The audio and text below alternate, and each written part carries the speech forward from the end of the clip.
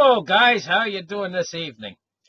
Today is Thursday, October 11th, 2018. We had a rough day today in the markets. Had a rough yesterday, 800 points and then 500 points more. Now here's the thing. Are you guys ready for your dead cat bounce? Let's turn the charts on right here and let's get this show underway. And first thing I want to look at is this guy right here. Oh, well, let's see, not guy, but this story on here, Quantitative tightening is not so frightening after all, even as the stocks slump. Oh, yeah, okay. Well, let's just take a look at this part in the article here. It says, even as they stop, slow, or reverse their buying of bonds, Bank of America Corporation reckons the combined balance sheet of the Fed, European Central Bank, and Bank of Japan, and Bank of England will be just 4% smaller by the end of 2020. Okay, he's spot on. Right. Sure. I agree with that. That means plenty of liquidity left, sloshing around in the global financial system and supporting the world economy. Well, here's the thing. These guys here, they call themselves financial experts and stuff. And yes, right now there is liquidity sloshing around in the global financial system created by years of excess credit. But here's the thing about all of this, and what he's not realizing in this article. How quickly this liquidity can dry up in days like today when the stock market is crashing. And when the bond market starts crashing, do they realize how quick this slurp liquidity, it's almost like, picture the liquidity like a swimming pool full of water, and somebody just took an axe and chopped a big hole in the side of the swimming pool. That's how quick the liquidity can disappear. So he's saying this liquidity should last until the year 2020. I give a Bronx cheer to what this guy has to say right here. Liquidity can dry up so quick, it's amazing. It says, we are worried about a lot of things. Trade wars, oil sanctions come to mind. But we are not worried about quantitative tightening. Look at this. We are not worried about quantitative tightening, says Ethan Harris, chief economist at Bank of America.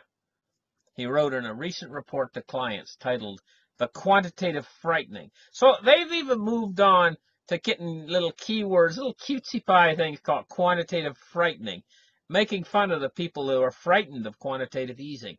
I'm going to tell you what, quantitative easing is going to destroy us all. And he thinks that they're trying to make light of it here, but they don't realize just how and what's coming down the pike created by quantitative tightening and raising interest rates. They just don't get it, these guys. It says Harris, who previously worked at the New York Fed, says still large balance sheets suggest a limited bond market sell-off and limited spillover into other assets. These guys just don't see it coming. I mean, I've been on here telling you guys 3.25 on the bond market. Okay? You've heard me say that before.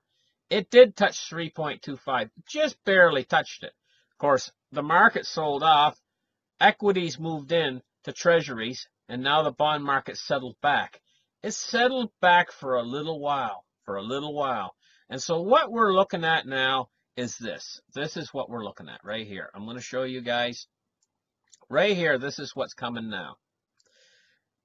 They've been to the top of the market here. Everybody's saying, "Oh, we're in a new paradigm. This is wonderful." Let me narrow the charts in just for a second, guys, so you can see this is a little bit better. Okay, this is what the market's been doing,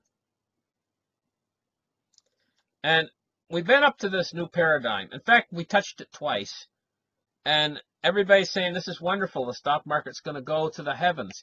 They said the same thing back in 1929, In fact, in 1929, they were listening to psychics and stuff who were telling them to buy. The market's going to go to the heavens forever. We're in a new paradigm. Then they're in denial. See right there it says denial.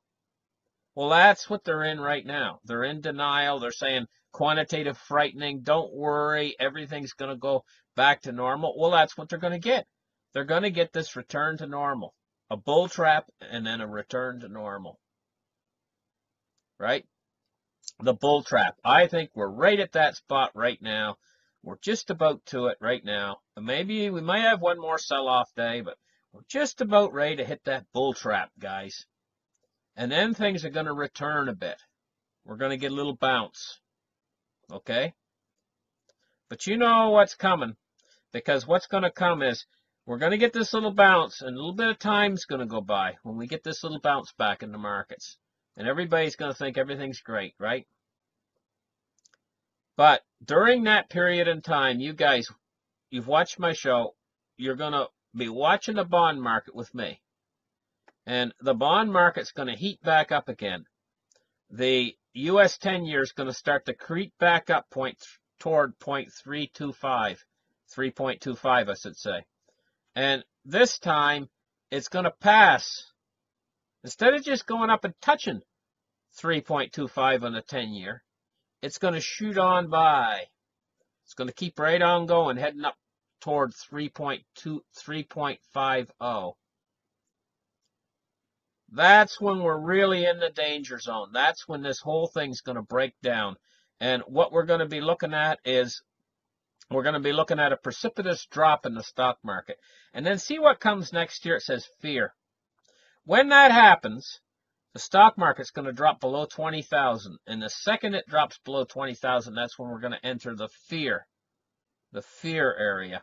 And a lot of things are going to happen in that fear area. And I'll tell you what I believe is going to happen.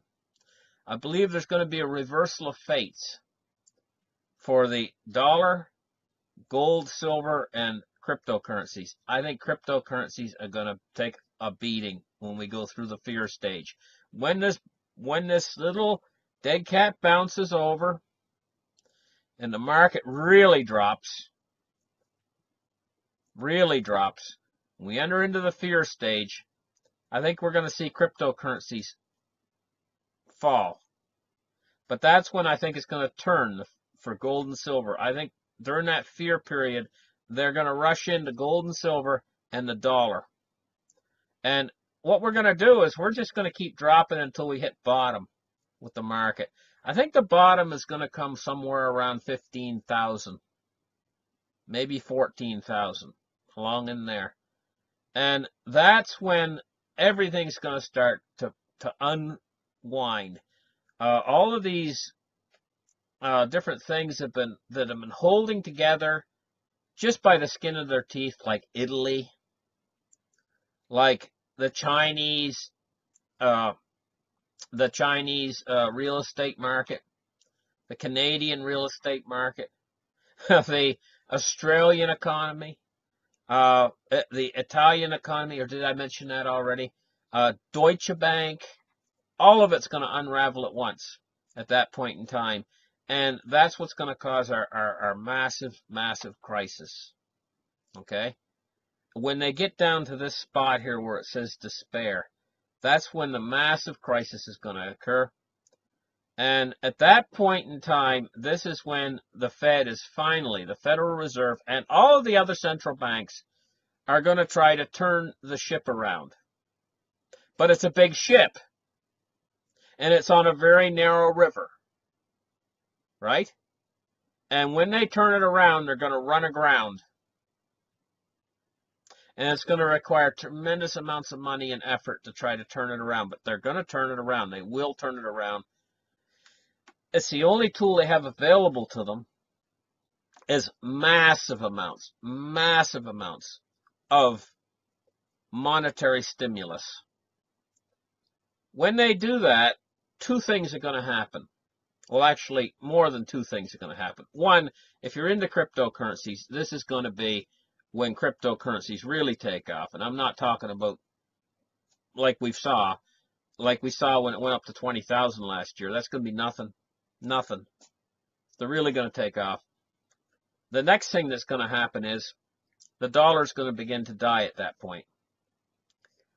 The next thing that's going to happen after that is we're going to enter into an economic recovery. A real, genuine, honest-to-God economic recovery.